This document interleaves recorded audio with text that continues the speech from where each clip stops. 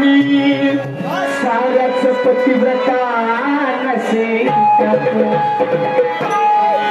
लाख मोलाची एक झोपडी लाभली.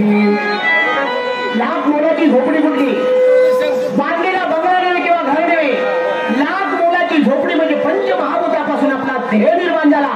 ती झोपडी पहिल्यांदा सांभाळा तर जगाच्या बाजारात काय चाललंय हे कळलं जाईल. लाख मोलाची एक झोपडी लाभली. मी रंगमालाची आशा कशा लाख मोलाची एक झोपडी लाभली. रंगमालाची आशा कशा करू लाख मोलाची एक झोपडी लाभली.